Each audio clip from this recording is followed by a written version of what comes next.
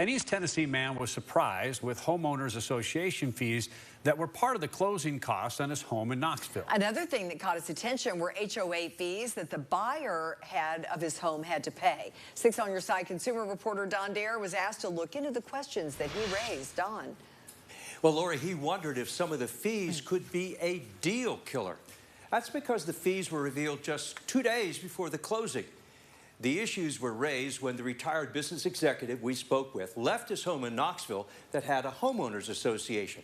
HOAs are an important part of the quality of life in a housing community, and you are expected to pay association dues as part of living in a managed development. However, if you decide to move from a community with an HOA or move into a previously owned unit that has an HOA, you may expect some last-minute expenses. Ralph Tucker recently moved to a new home in Jefferson County. He's a retired business owner and a University of Tennessee graduate. He went on to receive an MBA and a PhD at 2 other schools. Mr. Tucker is familiar with contracts and what should be disclosed in them. He moved from the Hearthstone neighborhood in North Knoxville last May.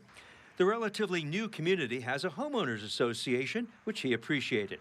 But 2 days before the closing on his old house, a fee dealing with the development's HOA caught his attention. I took a look at it. Everything looked fine. There was a $200 fee, and I assumed, and we know what that means, that it was a fee that was going to the HOA treasury. I subsequently found out that was not the case. The fee he had to pay is written in small print. It's described as a HOA estoppel fee. Estoppel fee. In real estate legal terms, an estoppel fee is presented at closing to resolve all accounts between the HOA and the seller before the property changes ownership. Mr. Tucker assumed the fee would be paid to the Hearthstone HOA. I found out that it didn't go to the HOA, and I have been told by non-legal personnel that they don't believe it's a legal fee because it was not board approved by the HOA. The fee instead went to the Cedar Management Group, a company that manages homeowners associations like that at Hearthstone. Mr. Tucker questioned the fee. In its response to him, Cedar Management writes, "The fees are not part of the contract between Cedar and the Hearthstone HOA and are not charged to the board. They are part of normal closing costs."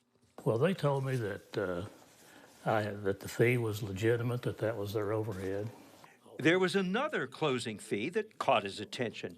Mr. Tucker's daughter sold her home at Hearthstone a few months after he sold his. When he compared his closing costs to hers, there was a difference in terminology. This is my daughter's closing statement. She paid a $200 fee. Hers was called differently an HOA certification fee. And yours is called? An estoppel fee. Cedar Management sent this explanation of the certification fee. The certification fee is an administrative fee that covers the cost of certifying the dues and advising of any outstanding fees associated with the property. Mr. Tucker then questioned some closing fees paid by the buyer of his house. They included 2 separate fees for a total of $525. The people that bought my house paid a capital contribution fee, which hopefully did go into the funding, the HOA treasury. A capital contribution fee is the initial cost a new owner pays to become part of the development's HOA. Of $525, they paid $125 into the HOA treasury. That's correct. That was a capital contribution. Where's the other? It's an administrative fee that, to the best of my knowledge and in my opinion, stays with the management company. Mr. Tucker discovered there were different buyer fees from $400 to $525 paid from May through September. My concern, quite honestly, is that as people sell properties, at some point with high interest rates, a buyer's going to come in and look at a $500 administrative fee and back out of a deal. And you don't want that. I wouldn't think so. Now, Cedar Management Group answered all of Mr. Tucker's questions. We reached out to the company for comment and have not heard back.